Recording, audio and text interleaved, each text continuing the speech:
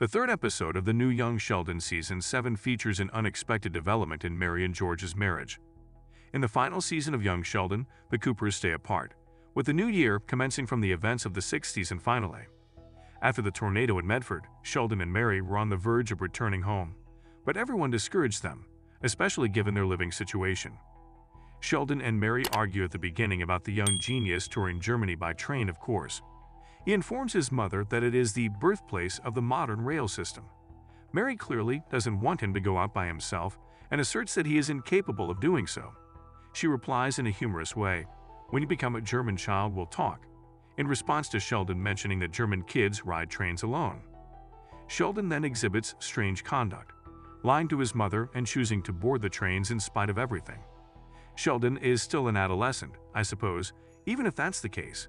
He refused to leave to return home to Medford when they learned of the tornado, giving us hints about this in the first episode.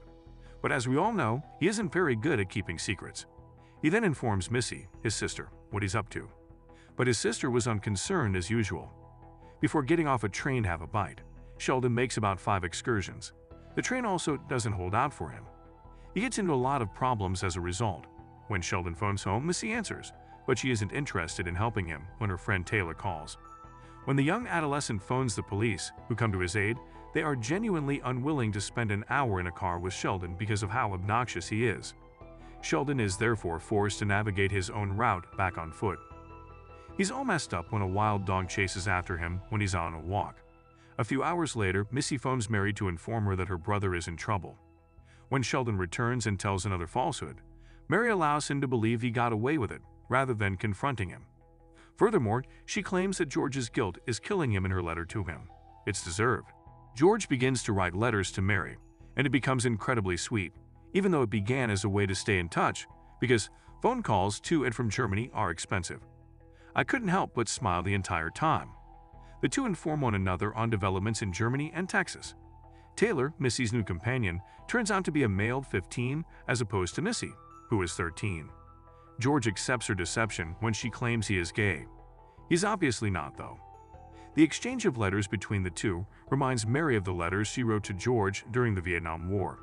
Sending her a Polaroid of herself and one of CC, he said he was her hot American boy toy. I adore it when we witness these more tender moments between the couple. It's bittersweet, though, because we know what's next. I've included my favorite line from the heartwarming episode. Mary is saying to George, "As I sit here and look at your photo, I can't help but think of the years we've spent together. How the past few may have been spent taking you for granted. Thank you very much. You have my undying love. I apologize for not saying it enough, or say nothing at all. Rather than always hearing Sheldon's narration, I really enjoy hearing from the other characters."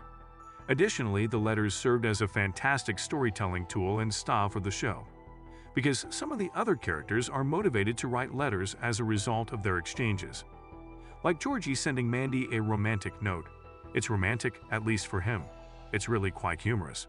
"Yes, I could talk endlessly about you. Your innermost feelings, yeah, that Georgie." It's scary because he also acknowledges that he watches her shower.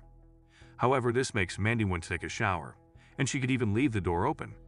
They forget to lock the door, and in a comical moment, George bursts in on them. Indeed, the Cooper residence is becoming a bit too crowded. It seems that Connie and Dale are officially living together, or attempting to. She chooses to write a letter to her daughter, as well because she is upset with Mary for not even sending her a postcard. It should come as no surprise that she and Dale are struggling to get used to sharing a roof.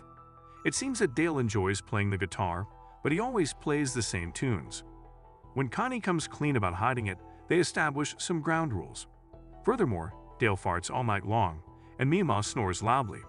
In an attempt to reach a compromise, the two wind up in a funny situation when Connie snores and Dale farts, and they are both sound asleep to Johann Strauss's The Blue Danube Waltz II.